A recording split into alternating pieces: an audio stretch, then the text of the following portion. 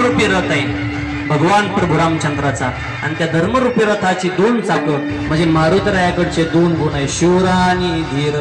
स्वामी काजी तू स्वामीसाठी कायम तत्पर आहेत. मग आम्हाला संकल्प करायचा मिरढेकराला, जो गुण त्यांच्यात आहे शूरता तो आमच्यात यावा, जो धीरता आहे तो आमच्यात यावा, धर्मासाठी झटण्याचं त्यांचं योगदान आमच्या अंगात यावं. नाही तर महाराष्ट्रातली सध्या परिस्थिती पहा, देशातली परिस्थिती पहा, जे बांगलादेशमध्ये घडलं ते आमच्या भारतात नाही घडायला पाहिजे, जे आपल्या महाराष्ट्रात घडलं ते आपल्या तालुक्यात नाही घडायला पाहिजे. नाही तर ओरणचं प्रकरण सगळ्याला माहिती आहे, बदलापूरचं प्रकरण सगळ्याला माहिती आहे. महिला अत्याचाराच्या 7 दिवसात 12 ठिकाणी घटना घडल्या.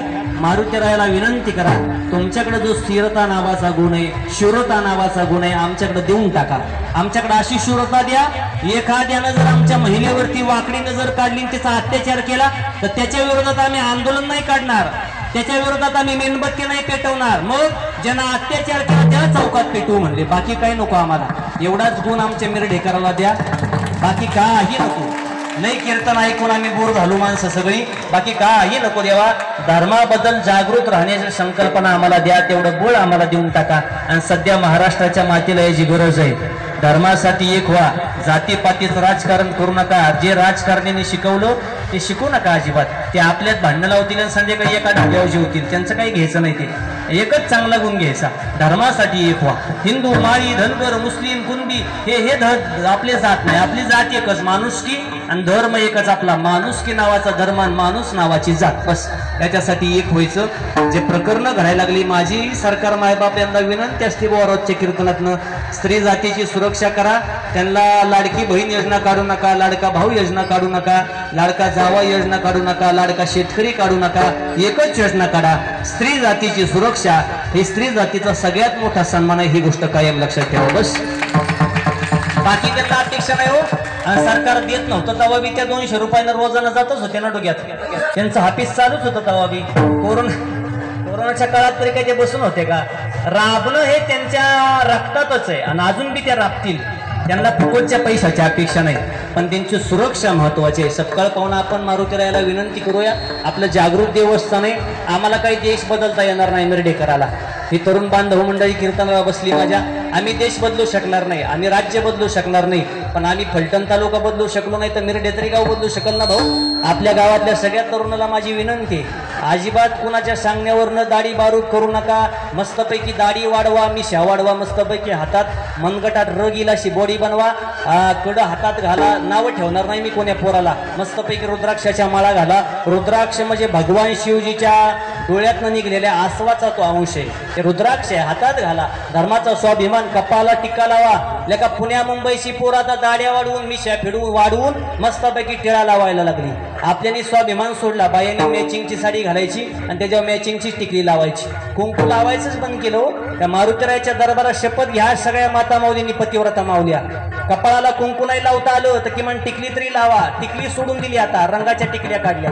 निळी साडी तर टिकली बी निळीच, हिरवी साडी तर टिकली बी निळ. अरे असं कुठंपर्यंत चालणार आहे? हे मालकाचं आयुष्य कमी करण्याचं कारण नाही.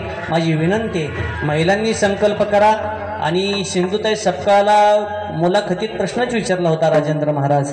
म्हणले महिला अत्याचाराच्या घटना चालल्या त्या हयात असताना तुमचं काय मत आहे माई याच्यावरती? माई म्हणल्या पुरुष जबाबदार नाही, त्याला जबाबदार स्त्री आहे. अंगभर कपडे घालावी. आपली इज्जत आपल्या हातात आहे, आपल्या हातात. रील स्टार झाल्या बाया सगळ्या, व्हिडिओ काढून टाकायला लागल्या व्हॉट्सअपला, फेसबुकला, इंस्टाग्रामला. ही आपली इज्जत नाही. डोक्यावरनं पदर खाली पडून देत नव्हत्या महिला.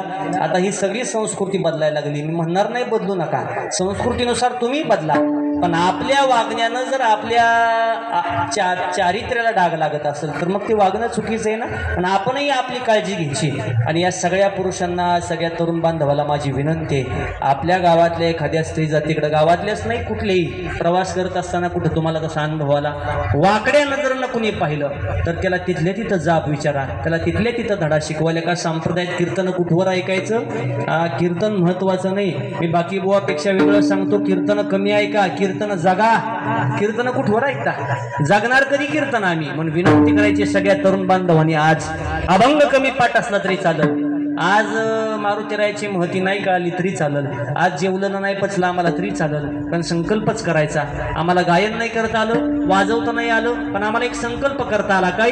आजपासून संकल्प करणार, स्वतःची पत्नी सोडून डोळ्याला दिसणाऱ्या स्त्रीला आणि आई किंवा ताई म्हणणार. हा सगळ्यात मोठा संकल्प आज करायचा. बस, मग महिला अत्याचार घडणार नाही. एवढी विनंती मी सगळ्या मिरढेकराकडनं करून घेतोय. प्रतिकूल परिस्थिती आहे, उद्याच्याला कार्यक्रम आहे, आपल्याच गावचे आहेत, त्या भरपूर बहुसंख्येनं उपस्थित राहा. लग्न समारंभाला आशीर्वाद केला जात जावा, कारण ते वारंगुळाच आहे, ते आपल्याही वाट्याला कधीतरी येणारच आहे. आता मारुतीरायाच्या वाट्याला नाही ते आलं बुवा, ते मारुतीराया वंचितच राहिले त्याच्यापासून.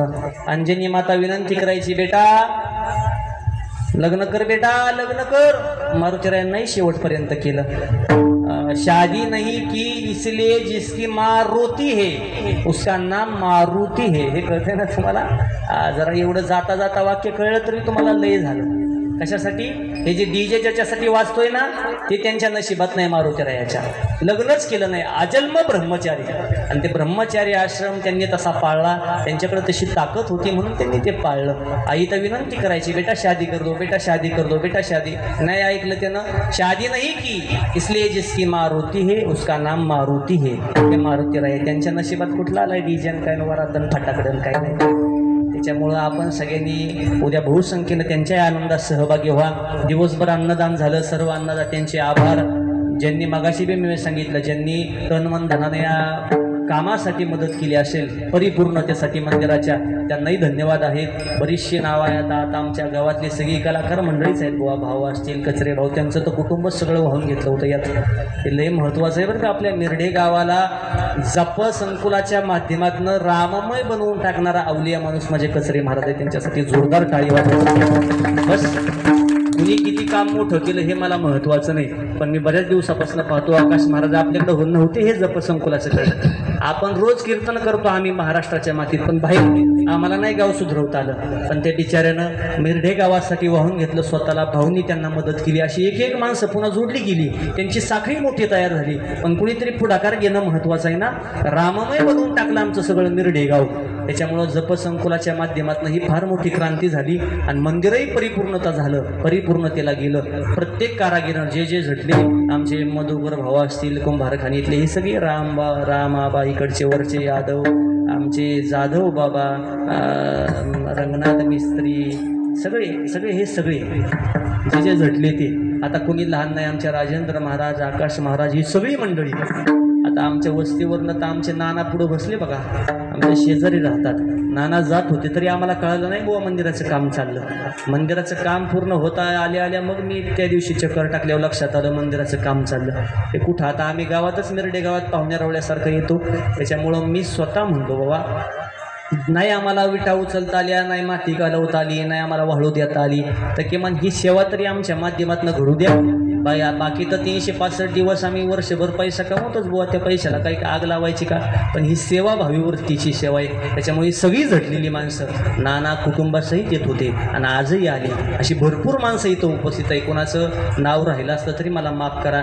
जे जे तनमनधनानं झटले, मारुतीराया त्यांना प्रपंचात काही कमी पडू देणार नाहीत, ही माझी शाश्वती आहे आणि ती खात्री आहे मला. त्याच्यामुळे सगळ्याला धन्यवाद देतो. यानंतर काही प्रमुख सत्कार मंडळाच्या वतीनं होणार आहे. कीर्तन झाल्यानंतर सगळे बहुसंख्येनं उपस्थित राहिला त्याबद्दल सगळ्याला धन्यवाद देतो.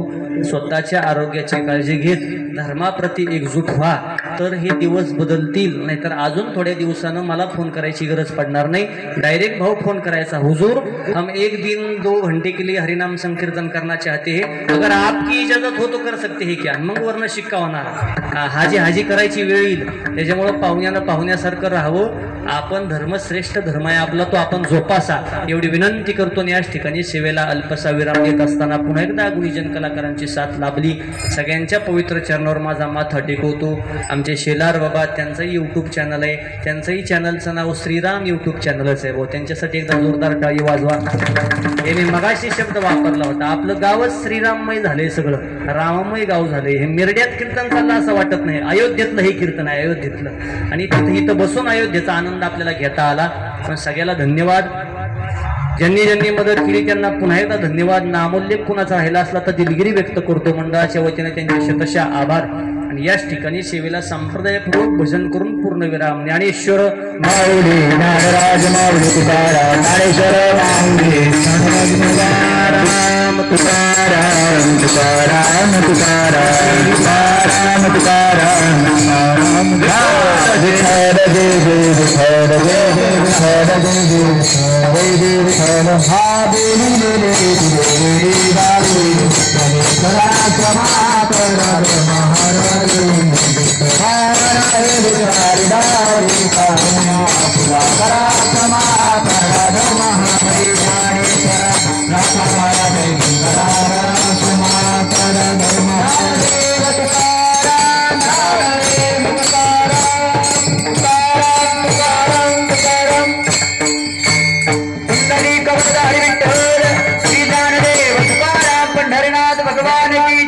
कालकरी फक्त खाली बसा.